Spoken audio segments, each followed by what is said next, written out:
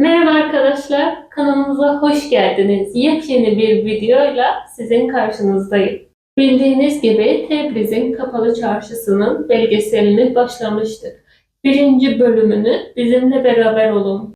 Dünyanın en büyük kapalı çarşısı, yaklaşık 29 hektar alana sahip olan yapı, aynı zamanda Orta Doğu'nun en tarihi ve eski çarşılarından biri olup 2010 yılında UNESCO tarafından Dünya Mirası listesi kapsamına alınmıştır.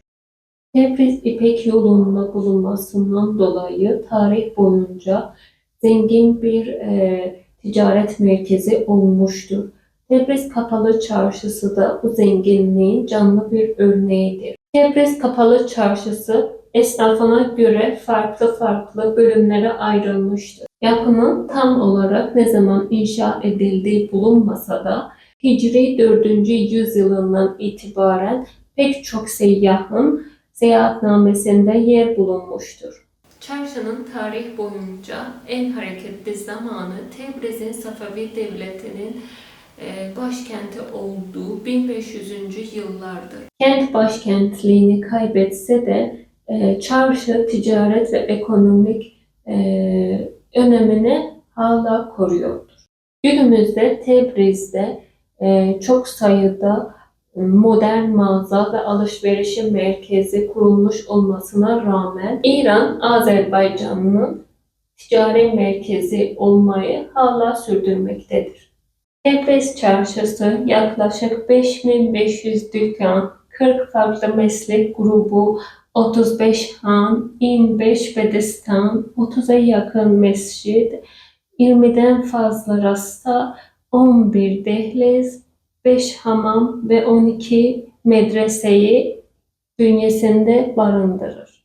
Rasteler çarşının anahtarı. Bu rasteler birbirine paralel veya dikey olarak uzanır ve aralarındaki bağlantılar dehlez adı verilen geçitlerle sağlanır.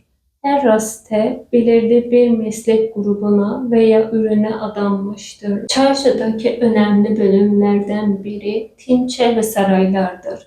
Tinçeler genellikle belirli bir ürünü toptan ticaretinin yaptığı yerdir. Saraylar ise kervansarayların bir parçası olup malların depolandığı ve ticaretin yapıldığı alanlardır. Örneğin Almanlar Sarayı, Hacı Ekber Sarayı. Tebriz Çarşısı mimari açıdan da dikkat çekicidir.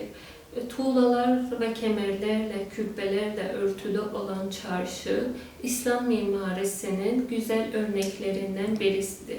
Tebriz Çarşısı tarih boyunca birçok gezgin ve seyyah tarafından ziyaret edilmiş. Bu konuyla ilgili sizin için başka bir videoda anlatacağım. Sonuç olarak Tebriz Kapalı Çarşısı sadece bir ticaret merkezi olmanın ötesinde zengin tarihi, kültürel ve mimari özellikleriyle de dikkat çeken bir yapıdır.